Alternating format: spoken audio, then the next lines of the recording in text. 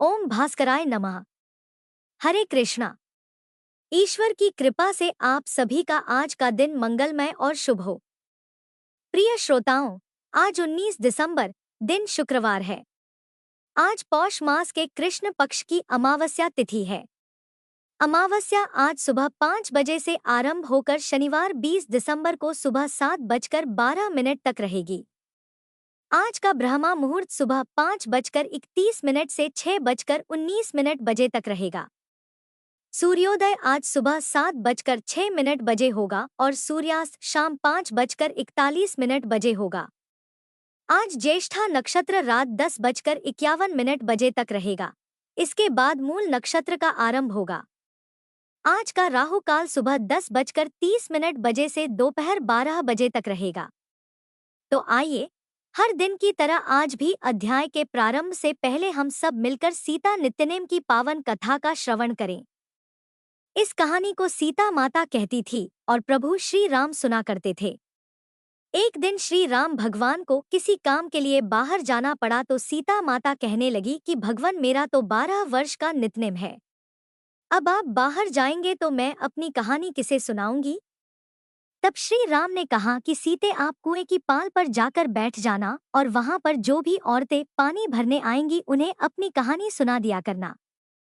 सीता माता कुएं की पाल पर जाकर बैठ गई। तभी एक स्त्री आई। उसने रेशम की जरी की साड़ी पहन रखी थी और सोने का घड़ा ले रखा था। सीता माता उसे देखकर कहने लगी, बहन, मेरा 12 वर्ष का नित्यनेम सुन लो। पर वह स्त्री बोली कि मैं तुम्हारा नित्यनेम सुनूंगी तो मुझे तो घर जाने में देर हो जाएगी और मेरी सास मुझसे झगड़ा करेगी। इसलिए उसने कहानी नहीं सुनी और अपने घर चली गई। लेकिन उसके घर जाते ही उसकी रेशम चेरी की साड़ी फट गई। सोने का घड़ा मिट्टी के घड़े में बदल गया। सासू ने देखा तो पूछा, अरे बहू, यह किसका दोष अपने सिर लेकर आ गई है?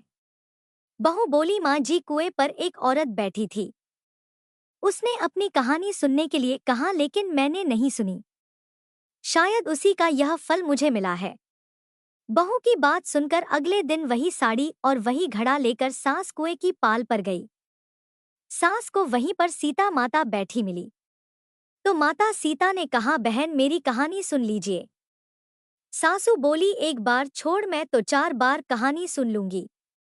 तब सीता माता बोली, राम आए, लक्ष्मण आए, देश के पुजारी आए, नित नेम का नेम लाए, आओ राम बैठो, राम तपी रसोई जीमो, राम माखन मिश्री खाओ, राम दूध पताशा पियो, राम सूत के पलका मोठो, राम शाल दुशाला पोठो, राम शाल दुशाला ओढ़ो, राम जब बोलूं राम ही राम, राम सवारे सबके काम, खाली घर भंडार भरेंगे, सबका बीड़ा पार करेंगे, श्री राम जय जय राम। सासू बोली, बहन, कहानी तो बहुत अच्छी लगी। फिर कहानी सुनकर सासू घर चली गई और उसकी साड़ी फिर से रेशम जरी की बन गई। मिट्टी का घड़ा भी फिर वापस से सोने के घड़े में बदल गया। बहू ने देखा तो कहने लगी, सासू माँ, आपने यह सब कैसे किया? सासू बोली, बहू, तू दोष लगाकर आई थी और मैं अब दोष उतार कर आ रही हूँ।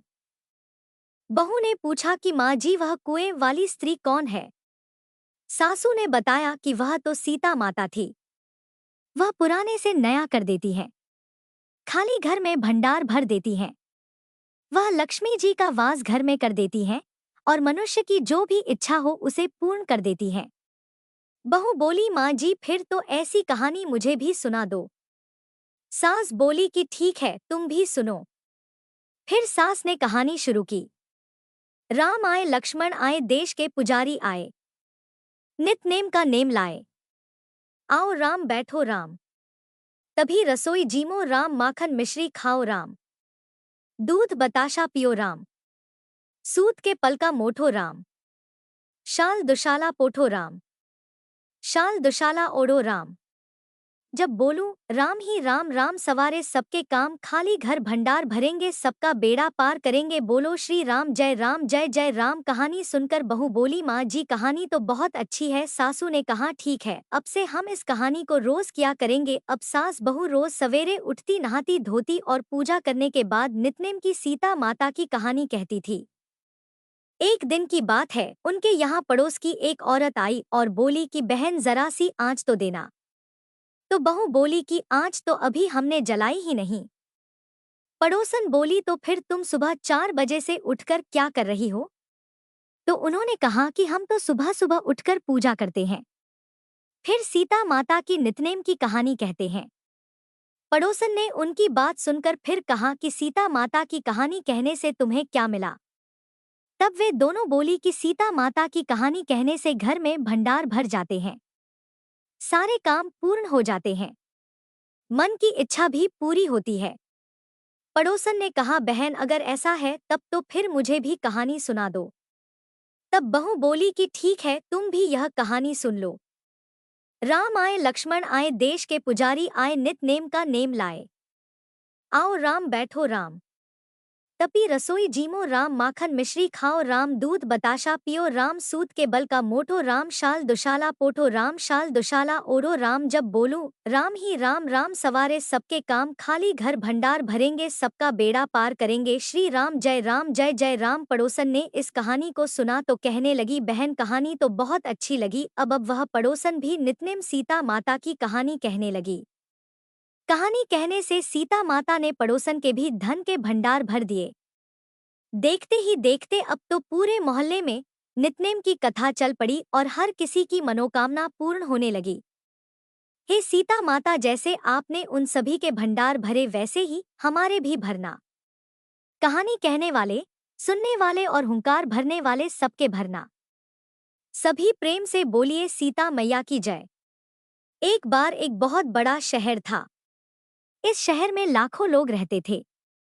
पहले के जमाने के लोग साथ साथ रहते थे और एक दूसरे के काम भी आते थे। लेकिन नए जमाने के लोगों का स्वरूप ही अलग सा है। सब अपने अपने कामों में लगे रहते हैं, किसी को किसी की कोई परवाह ही नहीं। घर के सदस्यों को भी एक दूसरे की परवाह नहीं होती है। भजन, कीर्तन, भक्ति, भाव, दया, माया, परोपकार जैसे संस्कार कम हो गए हैं। शहर में बुराइयां बढ़ गई थी। शराब, जुआ, रेस, व्यभिचार, चोरी, डकैती आदि बहुत से अपराध शहर में होते रहते थे। कहावत है कि हजारों निराशा में एक अमर आशा छिपी हुई है। इस तरह इतनी सारी बुराइयों के बाद भी शहर में कुछ अच्छे लोग भी रहते थे। ऐसे अच्छे लोगों में शीला और उनके पति की गृहस्थी मानी जाती थी। शीला धार्मिक प्रकृति की और संतोषी महिला थी। उनका पति भी विवेकी और सुशील था। शीला और उनका पति ईमानदारी से जीते थे। वे कभी किसी की बुराई नहीं करते थे और प्रभु भजन में अच्छी तरह अपना समय बिता रहे थे। उनकी गृहस्थी आदर्श गृहस्थी थी और शहर के लोग उनकी गृहस्थी की सराहना किया करते थे। शीला का परिवार इसी तरह हंसी खुशी रह रहा था। पर कहा जाता है कि कर्म की गति अटल है। विधाता के लिखे लेख को कोई नहीं समझ सकता। इंसान का भाग्य क्षण भर में ही राजा को रंक बना देता है और रंक को राजा। शीला के पति के पिछले जन्म के कर्म भोगने बाकी रह गए थे कि वह बुरे लोगों से संगत कर बैठा। वह जल्द से जल्द करोड़पति होने के सपने देखने लगा। इसलिए वह गलत रास्ते पर चल पड़ा और करोड़पति होने के बजाय वह रोडपति बन गया। यानी रास्ते पर भटकते भिखारी की तरह उसकी स्थिति हो गई थी। शहर में शराब, जुआ, रेस, चरस, गांजा आदि बुराइयां फैली हुई थी। उसमें शीला का पति भी फंस गया। दोस्तों के साथ उसे भी शराब की लत हो गई। जल्द से जल्द पैसा वाला बनने के लालच में दोस्तों के साथ वह रेस जुआ भी खेलने लगा। इस तरह बचाई हुई धनराशि, पत्नी के गहने, सब कुछ रेस जुए में उसने गंवा दिया। समय के परिवर्तन के साथ घर में दरिद्रता और भुखमरी फैल गई। अब सुख से खाने के बजाय 2 वक्त के भोजन के भी लाले पड़ गए और शीला को पति की गालियां खाने का समय आ गया था। शीला सुशील और संस्कारी स्त्री थी। उसको पति के बर्ताव से बहुत दुख हुआ, किंतु वह भगवान पर भरोसा करके बड़ा दिल रखकर दुख सहने लगी। कहा जाता है कि सुख के पीछे दुख और दुख के पीछे सुख आता ही है, इसलिए दुख के बाद सुख भी आएगा ही। ऐसी श्रद्धा और विश्वास के साथ शीला अब प्रभु भक्ति में लीन रहने लगी। इस तरह शीला दुख सहते सहते भगवान के ध्यान में अपना समय बिताने लगी। अचानक एक दिन दोपहर में उनके द्वार पर किसी ने दस्तक दी। शीला सोच में पड़ गई कि मुझ जैसे गरीब के घर पर इस समय भला कौन आया होगा। फिर भी द्वार पर आए हुए अतिथि का आदर करना चाहिए। ऐसे आर्य धर्म के संस्कार वाली शीला ने खड़े होकर द्वार खोला। देखा तो एक मांझी खड़ी थी। वे बड़ी उम्र की लगती थी, किंतु उनके चेहरे पर अलौकिक तेज निखर रहा था। उनकी आंखों में से मानो अमृत बह रहा हो। उनका भव्य चेहरा करुणा और प्यार से छलक रहा था। उनको देखते ही शीला के मन में अपार शांति छा गई। वैसे तो शीला इन मांझी को बिल्कुल भी पहचानती नहीं थी, फिर भी उनको देखकर शीला के मन में आनंद छा गया। शीला माँ जी को आदर और सम्मान के साथ घर में लेवा लाई। घर में बिठाने के लिए कुछ भी नहीं था, इसलिए शीला ने सकुचाकर एक फटी हुई चादर पर उनको बिठाया। माँ जी ने शीला से कहा, क्यों शीला, मुझे पहचाना नहीं? शीला ने थोड़ा हिचकिचाकर कहा, माँ जी, आपको तो देखते ही बहुत खुशी हो रही है, बहुत शांति मिल रही है। ऐसा लगता है कि मैं बहुत दिनों से जिसे ढूंढ रही थी वे आप ही हैं, पर मैं आपको पहचान नहीं सकती। माँ जी ने हंसकर कहा, क्यों बेटी भूल गई? हर शुक्रवार को लक्ष्मी जी के मंदिर में भजन कीर्तन होते रहते हैं, तब मैं भी वहीं आती हूँ। वहाँ हर शुक्रवार को हम मिलते हैं।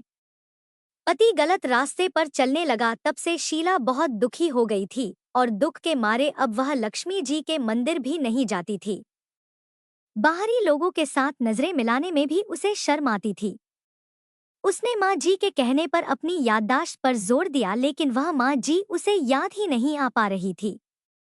तब माँ ने कहा, बेटी, तू लक्ष्मी जी के मंदिर में कितने मधुर भजन गाती थी, अब तू वहां दिखाई नहीं देती थी, इसलिए मुझे लगा कि पता नहीं तू क्यों नहीं आती है, कहीं बीमार तो नहीं हो गई ना? ऐसा सोचकर ही मैं तुझसे मिलने चली आई हूँ। मांझी के अति प्रेम भरे शब्दों से शीला का हृदय पिघल गया था। उसकी आंखों में आंसू आ गए और मांझी के सामने वह बिलखबिलक कर रोने लगी। यह देखकर मांझी शीला के पास गई और उसकी सिसकती पीठ पर प्यार भरा हाथ फेर कर सांत्वना देने लगी। माँ जी ने कहा, बेटी, सुख और दुख तो धूप छांव की तरह होते हैं। धैर्य रखो बेटी, और तुझे परेशानी क्या है? तेरे दुख की बात मुझे सुना, तेरा मन हल्का हो जाएगा और तेरे दुख का कोई उपाय भी मिल जाएगा। मांझी की बात सुनकर शीला के मन को बहुत शांति मिली। फिर उसने मांझी से कहा, माँ जी, मेरी गृहस्थी में भरपूर सुख और खुशियां थी। मेरे पति भी सुशील थे। अचानक हमारा भाग्य हमसे रूठ गया। मेरे पति बुरी संगति में फंस गए और बुरी आदतों के शिकार हो गए और अपना सब कुछ गवा बैठे। अब हम रास्ते के भिखारी जैसे बन गए हैं। यह सुनकर माँ ने कहा, ऐसा कहा जाता है कि कर्म की गति न्यारी होती है। हर इंसान को अपने अपने कर्म भुगतने ही होते हैं, इसलिए बेटी तू चिंता मत कर। अब तू अपने कर्म भुगत चुकी है और अब तुम्हारे सुख के दिन अवश्य आएंगे। तू तो माँ लक्ष्मी जी की भक्त है और माँ लक्ष्मी जी तो प्रेम और करुणा की अवतार है। वे अपने भक्तों पर हमेशा ममता रखती हैं।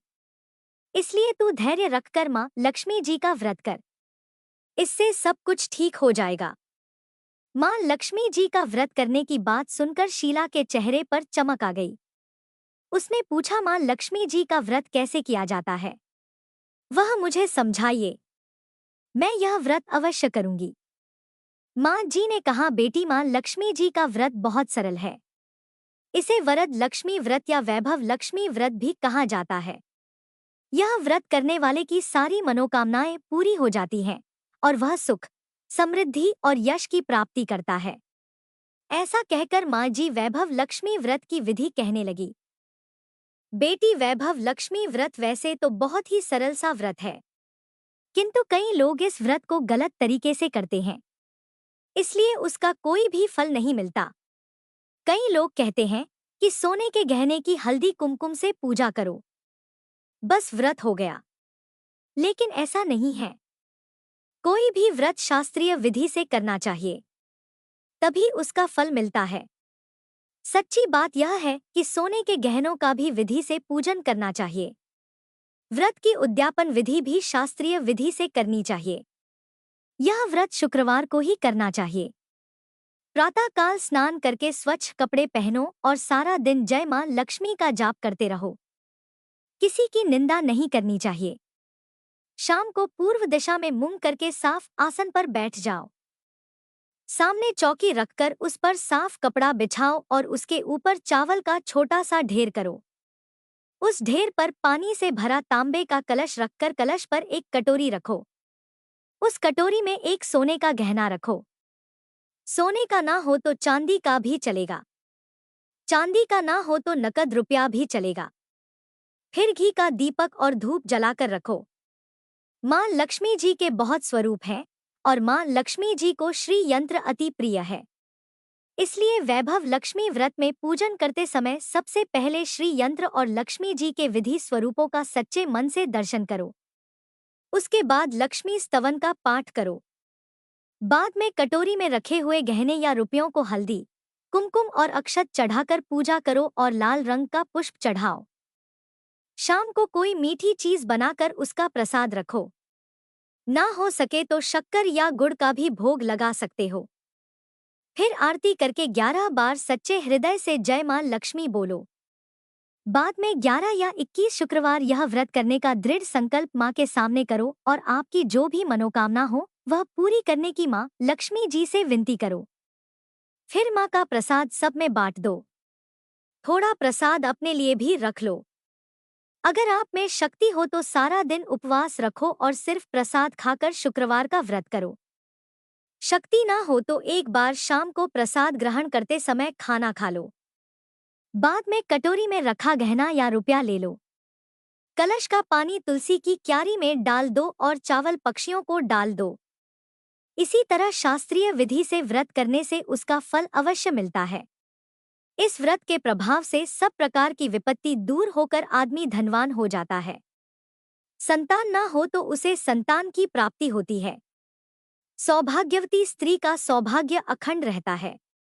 कुमारी लड़की को मनभावन पति मिलता है। मां जी के मुख से यह सुनकर शीला बहुत आनंदित हो गई। फिर पूछने लगी, मां आपने वैभव लक्ष्मी व्रत की जो शास्त्रीय विधि बताई है वैसे मैं अवश्य करूंगी, किंतु उसकी उद्यापन विधि किस तरह करनी चाहिए यह भी कृपा करके सुनाइए।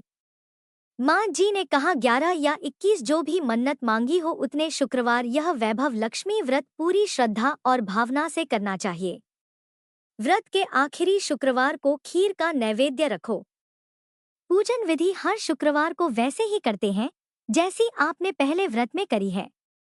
पूजन विधि के बाद श्रीफल तोड़ो और कम से कम 7 कुंवारी या सौभाग्यशाली स्त्रियों को कुमकुम का तिलक करके वैभव लक्ष्मी व्रत की एक एक पुस्तक उपहार में देनी चाहिए। सबको खीर का प्रसाद देना चाहिए। फिर धनलक्ष्मी स्वरूप, वैभव लक्ष्मी स्वरूप मां लक्ष्मी जी की छवि को प्रणाम करें। मां लक्ष्मी जी का यह स्वरूप वैभव देने वाला है। प्रणाम करके मन ही मन भावुकता से मां की प्रार्थना करते समय कहें कि हे मां धन लक्ष्मी, हे मां वैभव लक्ष्मी, मैंने सच्चे हृदय से आपका व्रत पूर्ण किया है, तो हे मां हमारी मनोकामना पूर्ण कीजिए। हम सबका कल्याण कीजिए। जिसे संतान ना हो उसे संतान देना। सौभाग्यशाली स्त्री का सौभाग्य अखंड रखना। कुंवारी लड़की को मनभावन पति देना। मां आपका यह चमत्कारी वैभव लक्ष्मी व्रत जो करें उसकी सब विपत्ति दूर करना, सबको सुखी करना है। मां आपकी महिमा अपरंपार है। मां जी से वैभव लक्ष्मी व्रत की शास्त्रीय विधि सुनकर शीला भाव विभोर हो उठी। उसे लगा मानो सुख का रास्ता मिल गया हो। उसने आंखें बंद करके मन ही मन उसी क्षण संकल्प लिया कि हे मां वैभव लक्ष्मी, मैं भी मां जी के कहे अनुसार श्रद्धा पूर्वक शास्त्रीय विधि से वैभव लक्ष्मी व्रत 21 शुक्रवार तक करूंगी और व्रत की शास्त्रीय रीति के अनुसार उद्यापन भी करूंगी। शीला ने संकल्प करके जैसे ही आंखें खोली तो सामने कोई भी नहीं था। वह हैरान रह गई कि मांझी कहाँ गई। वह मांझी कोई दूसरा नहीं बल्कि साक्षात लक्ष्मी जी ही थी। शीला लक्ष्मी जी की भक्त थी, इसलिए अपने भक्त को रास्ता दिखाने के लिए मां लक्ष्मी देवी जी का रूप धारण करके शीला के पास आई थी। दूसरे दिन शुक्रवार था। प्रातःकाल स्नान करके स्वच्छ कपड़े पहनकर शीला मन ही मन श्रद्धा और भक्ति से जय मां लक्ष्मी का मन ही मन रटन करने लगी। सारा दिन किसी की निंदा नहीं की। शाम हुई तब हाथ पांव मुंह धोकर शीला पूर्व दिशा की ओर मुंह करके बैठी। घर में पहले तो बहुत सारे सोने के गहने थे, लेकिन पति ने गलत रास्ते पर चलकर सब गिरवी रख दिए थे। पर नाग की कील बच गई थी।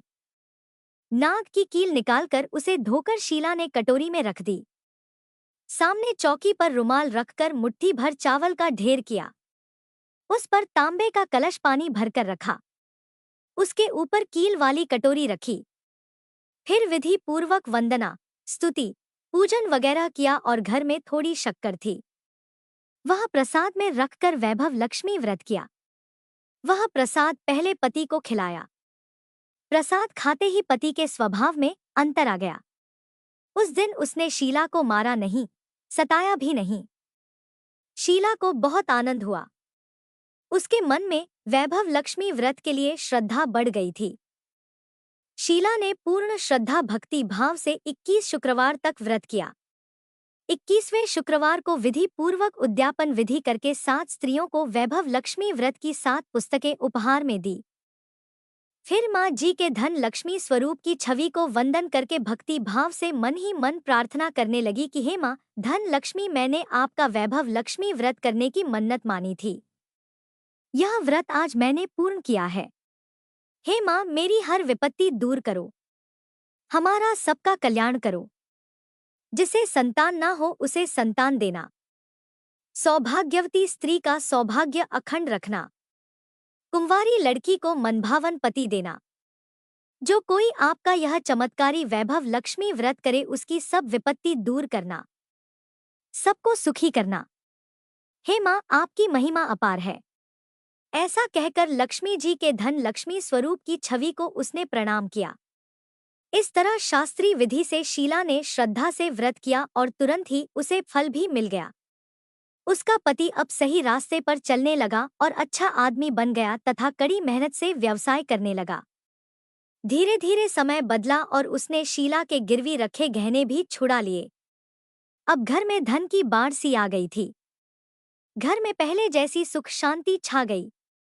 वैभव लक्ष्मी व्रत का प्रभाव देखकर मोहल्ले की दूसरी स्त्रियां भी शास्त्रीय विधि से वैभव लक्ष्मी का व्रत करने लगी। हे लक्ष्मी माता, जैसे आपने शीला के घर में धन के भंडार भरे, ऐसे ही इस कहानी को कहने, सुनने और हुंकारा भरने वाले सभी श्रोताओं के घर में धन सुख समृद्धि के भंडार भरना। सभी प्रेम से बोलिए लक्ष्मी माता की जय।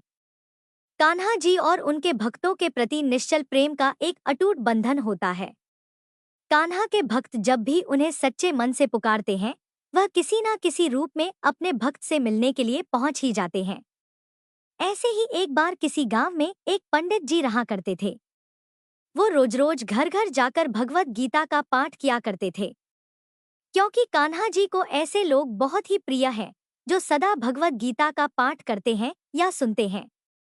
और कान्हा जी की विशेष कृपा भी ऐसे भक्तों पर सदा बनी रहती है। अब एक दिन उन पंडित जी को जब वे जा रहे थे, रास्ते में कुछ चोरों ने पकड़ लिया और डांटते हुए पूछने लगे कि तेरे पास जो कुछ भी है हमें दे दे। पंडित जी हाथ जोड़कर बोले, बेटा मेरे पास तो कुछ भी नहीं है, बस यही एक भगवत गीता की पुस्तक है। चाहो तो तुम इसे ले लो, और अगर तुम्हें कुछ चाहिए तो तुम एक काम करना, मैं यहीं पड़ोस के घर में जाकर रोज भगवत गीता का पाठ करता हूँ। वो यजमान बहुत दानी लोग हैं।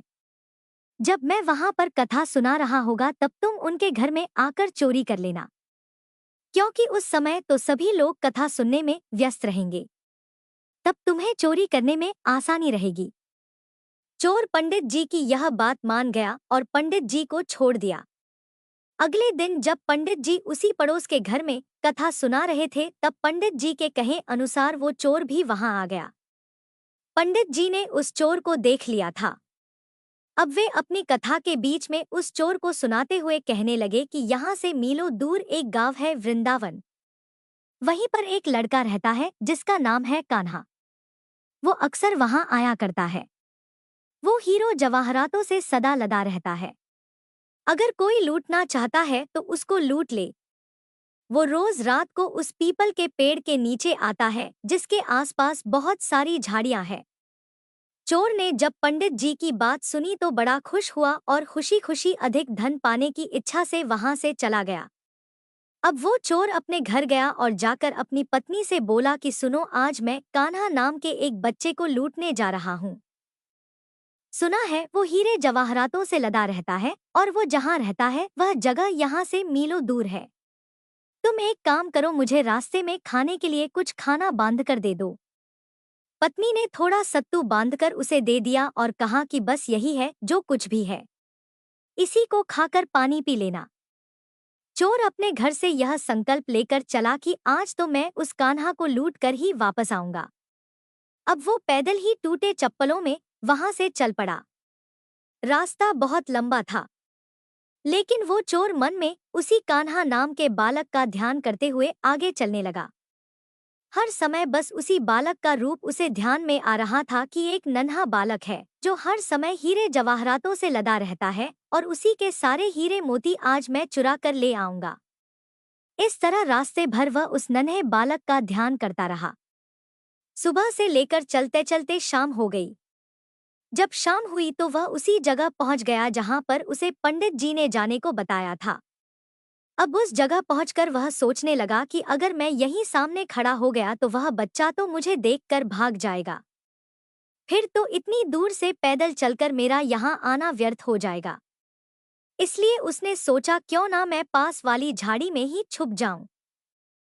अब जैसे ही वो चोर उन घनी झाड़ियों में छुपा, झाड़ियों के लंबे लंबे कांटे उसे चुभने लगे।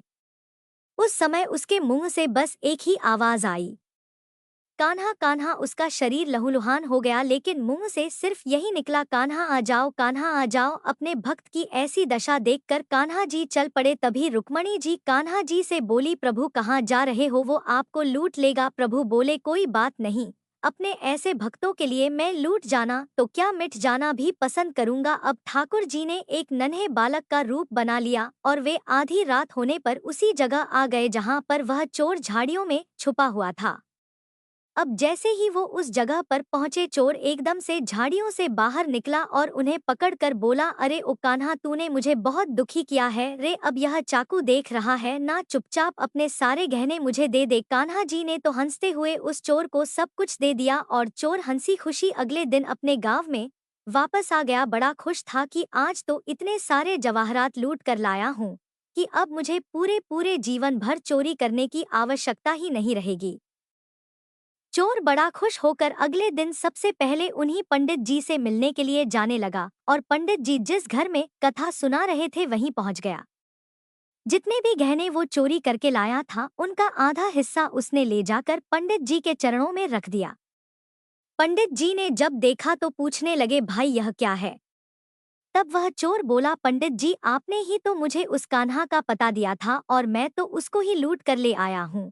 और यह रहा आपका हिस्सा, आपने मुझे उसका पता बताया था ना, इसलिए यह आधा हिस्सा अब आपका हुआ। पंडित जी ने सुना तो कानों पर यकीन नहीं हुआ। बोले, अरे भाई, मैं इतने साल से ठाकुर जी की सेवा कर रहा हूँ, इतने साल से पंडिताई कर रहा हूँ, वो तो मुझे आज तक नहीं मिले। अरे भला तुझ जैसे पापी को कान्हा कहाँ से मिल सकते हैं? चोर ने बार बार पंडित जी से कहा, नहीं पंडित जी, मैं सच में कान्हा से मिला हूँ। पंडित जी बोले, चल मैं भी चलता हूँ तेरे साथ वहां पर, मुझे भी दिखा कि कान्हा कैसे दिखता है। और इस तरह चोर और पंडित जी कान्हा जी से मिलने के लिए चल पड़े। एक लंबी थकान भरी पैदल यात्रा के साथ ही वे दोनों अब वृंदावन में पहुंच चुके थे। वृंदावन में पहुंचकर वह चोर पंडित जी को उन्हीं झाड़ियों के पास ले गया जहां वह छिपा हुआ था। चोर ने पंडित जी का हाथ पकड़कर कहा, आओ पंडित जी, मेरे साथ यहाँ पर छुप जाओ। अब पंडित जी चोर के साथ ही उस झाड़ियों के अंदर छुप गए। दोनों का शरीर कांटों से लहूहान हो गया और मुंह से दोनों के बस एक ही आवाज निकली, कान्हा कान्हा आ जाओ। ठीक मध्य रात्रि में कान्हा जी फिर से एक बालक का रूप धरकर वहीं आ गए। देखते ही चोर और पंडित जी झाड़ियों से बाहर निकल आए। पंडित जी की आंखों में खुशी और प्रेम के आंसू थे। कान्हा जी को देखते ही वह तो फूट फूट कर रोने लग गए। पंडित जी तो कान्हा जी के चरणों में गिर पड़े। थोड़ी ही देर में कान्हा जी वहां से अंतर्ध्य हो गए और तब पंडित जी वापस अपने होश में आए और उस चोर के गले लगकर फूट फूट कर रोने लगे।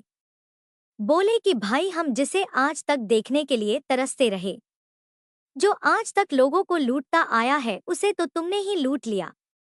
तुम तो धन्य हो भाई, और आज तुम्हारे ही कारण मुझे कान्हा के दर्शन हुए हैं। तुम धन्य हो। तो ऐसा है ठाकुर जी का प्यार। अपने सच्चे भक्तों के लिए वह जो भी उन्हें दिल से पुकारते हैं, भागे चले आते हैं। श्री राधे जी तो अपने सभी भक्तों पर कृपा करती हैं, फिर चाहे उनके भक्त उनके साथ छल ही क्यों ना करें। वो छल के रूप में भी अपने भक्तों की सारी बातें सुन लेती हैं। एक बार 3 साधु थे जो बरसाना की ओर जा रहे थे। उनमें से एक साधु जो वृद्ध थे कहने लगे कि अब मैं यमुना किनारे आसन लगाकर रहूंगा। तुम दोनों तो जवान हो, इसलिए तुम आगे चले जाओ। वे युवा साधु जब चलते चलते बरसाना के निकट पहुंचे तो कहने लगे कि अब हम श्री जी के गांव में पहुंच जाएंगे। एक तरह से तो हम राधा रानी के मेहमान हुए, इसलिए हम बरसाना में भिक्षा नहीं मांगेंगे। राधा रानी के मंदिर में आरती के समय जो प्रसाद मिलेगा वही हम खा लेंगे, और अगर कोई भोजन करवा देगा तो भोजन भी कर लेंगे, वरना हम किसी से कुछ मांगेंगे नहीं। दोनों साधुओं ने मजाकिया लहजे में ऐसा कह दिया था। मंदिर पहुंचे। मंदिर में पहुंचकर श्री राधे जी के दर्शन किए, मंदिर में आरती देखी और उत्सव का आनंद भी लिया। दोनों ने सोचा कि राधा रानी के मेहमान हैं, इसलिए भिक्षा तो नहीं मांगेंगे, इसलिए बिना भोजन किए ही सो गए, क्योंकि आरती के बाद किसी ने भी उन्हें भोजन जो नहीं करवाया था।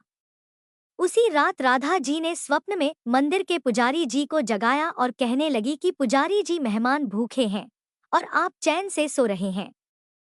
पुजारी जी आश्चर्य से कहने लगे, मेहमान मेहमान कहाँ है? राधा रानी कहने लगी, पुजारी जी, 2 साधु हैं जो आज बिना भोजन किए सो गए हैं।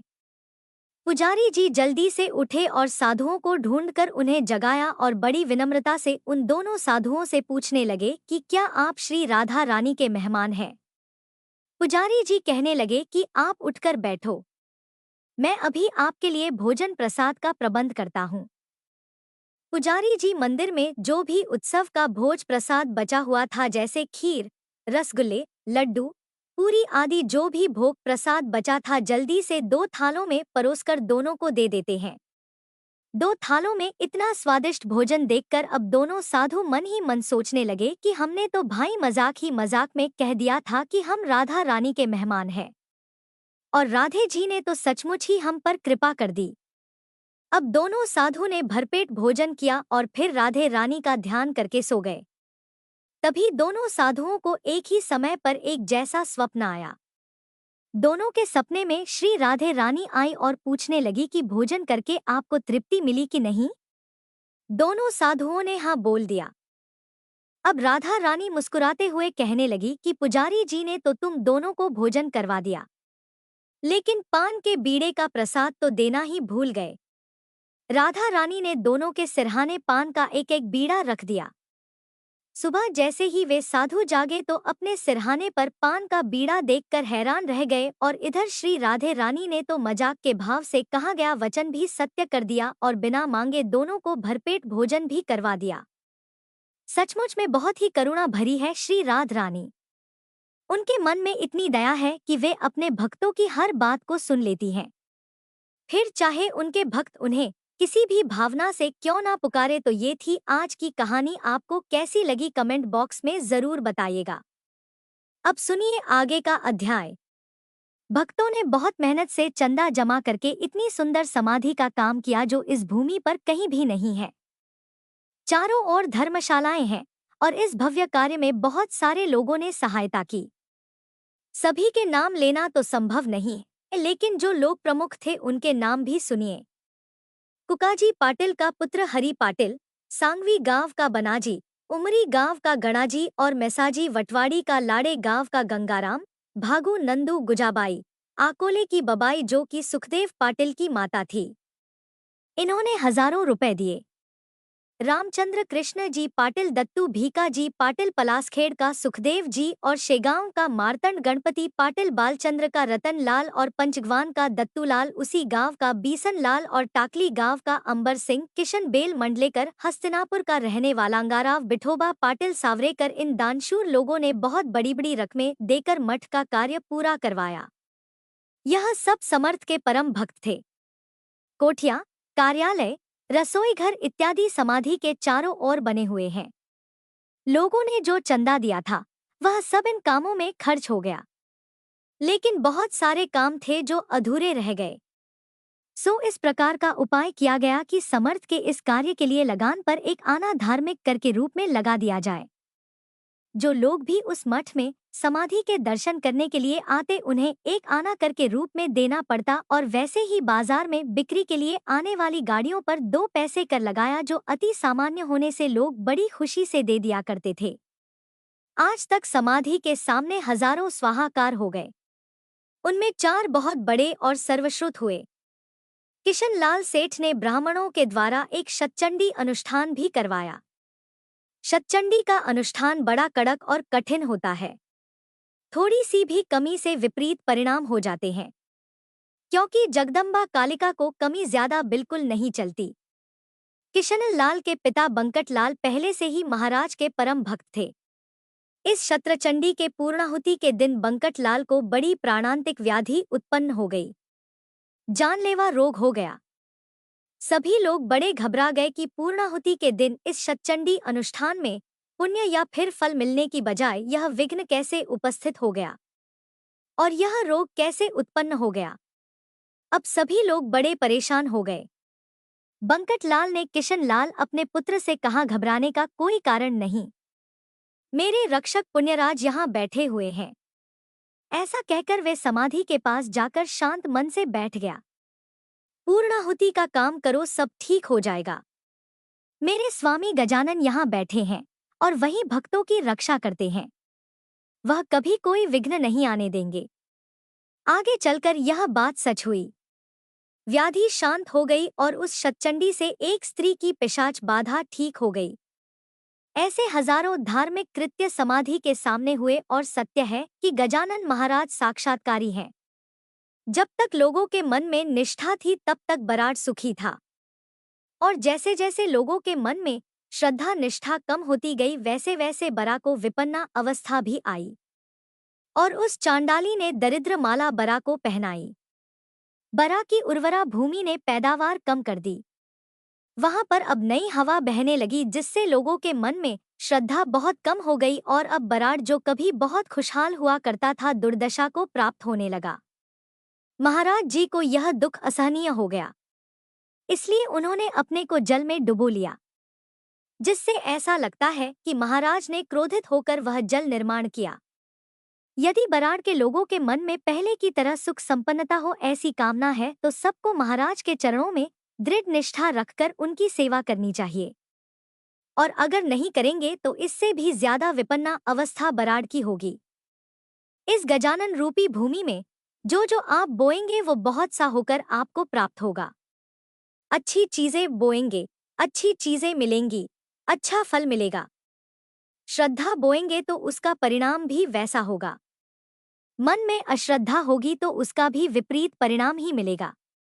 जो कुछ भी मिलेगा वह बहुत ज्यादा होकर ही मिलेगा, और जो भी क्षेत्र, जो भी प्राण संत सेवा से विन्मुख होता है वहां पर अकाल और आपत्ति पड़ती ही पड़ती है। धर्म श्रद्धा वह बाघिन के समान है कि अगर वह मन रूपी कगार छोड़ देती है, जिस मन में श्रद्धा नहीं होती, तो वहां पर दुर्व्यसन रूपी सियारों का वास अवश्य हो जाता है। और भक्ति वो पवित्र स्त्री है, अभक्ति वरांगना है, जिसके साथ से भला कभी किसी का कल्याण हुआ है क्या? सन्नीति मत छोड़िए, धर्म श्रद्धा मत छोड़िए, परस्पर प्रेम भाव रखिए तो ही शक्ति बढ़ेगी। और अगर लोग इस आचरण का पालन करेंगे तो ही बराड़ में सुख समृद्धि होगी। प्रिय श्रोताओं, आज गजानन महाराज की सभी कथाएं संपूर्ण हुई। आप सभी प्रेम से बोलिए, गजानन महाराज जी की जय। और अगली वीडियो में आपको जो कथा सुनने को मिलेगी वो तो आप कल की वीडियो में जरूर देख लीजिएगा। और अब सुनिए लपसी और तपसी की कहानी। एक बार एक लप्स था, एक तपसी था। तप्स हमेशा भगवान की तपस्या में लीन रहता था। लपसी रोजाना सवा शेर की लापसी बनाकर भगवान को भोग लगाकर जीम लेता था। एक दिन वे दोनों आपस में झगड़ा करने लगे। तप्स बोला, मैं रोज भगवान की तपस्या करता हूँ, इसलिए मैं बड़ा हूँ। लपसी बोला, मैं रोज भगवान को सवा शेर लापसी का भोग लगाता हूँ, इसलिए मैं बड़ा हूँ। नारद जी वहां से गुजर रहे थे। दोनों को झगड़ा करता देख उनसे पूछा कि तुम दोनों झगड़ा क्यों कर रहे हो। तब लप्स ने खुद को बड़ा होने का कारण बताया और तपसी ने भी खुद को बड़ा होने का कारण नारद जी को बताया। सुनकर नारद जी बोले, तुम्हारा फैसला तो मैं कर दूंगा। दूसरे दिन लपसी और तप्स स्नान कर अपनी रोज की भक्ति करने आए तो नारद जी ने छुपकर 1.25 करोड़ की एक एक अंगूठी उन दोनों के आगे रख दी। तप्स की नजर जब अंगूठी पर पड़ी तो उसने चुपचाप अंगूठी उठाकर अपने नीचे दबा ली। उधर लपसी की नजर भी अंगूठी पर पड़ी लेकिन उसने ध्यान नहीं दिया और भगवान को भोग लगाकर लापसी खाने लगा। नारद जी जब सामने आए तो दोनों ने पूछा, बताइए नारद जी, हम दोनों में से कौन बड़ा है। तब नारद जी ने तप्स से खड़ा होने को कहा। वह खड़ा हुआ तो उसके नीचे दबी हुई अंगूठी दिखाई पड़ी। नारद जी ने तप्स से कहा, तपस्या करने के बाद भी तुम्हारी चोरी करने की आदत नहीं गई, इसलिए लप्स बड़ा है और तुम्हें तुम्हारी तपस्या का भी कोई फल नहीं मिलेगा। तब तपसी शर्मिंदा होकर क्षमा मांगने लगा। उसने नारद जी से पूछा, नारद जी, मेरी तपस्या का फल फिर मुझे कैसे मिलेगा। तब देवर्षि नारद जी ने बताया, अगर कोई गाय और कुत्ते की रोटी नहीं बनाएगा तो फल तुझे मिलेगा। अगर कोई ब्राह्मण को जमाकर दक्षिणा नहीं देगा तो फल तुझे मिलेगा। अगर कोई साड़ी के साथ ब्लाउज नहीं देगा तो फल तुझे मिलेगा। अगर कोई दिए से दिया जलाएगा तो फल तुझे मिलेगा। अगर कोई सारी कहानी सुने लेकिन तुम्हारी कहानी ना सुने तो फल तुझे मिलेगा। उसी दिन से हर व्रत कथा और कहानी के साथ लपसी तपसी की कहानी भी सुनी और कही जाती है। इसी के साथ आज की यह पावन कथा यहीं पूर्ण होती है। अगर आपको यह वीडियो पसंद आई हो तो कृपया इसे लाइक करें, शेयर करें और चैनल को सब्सक्राइब जरूर करें। आपके विचार हमें कमेंट में अवश्य लिखें। हरे कृष्णा।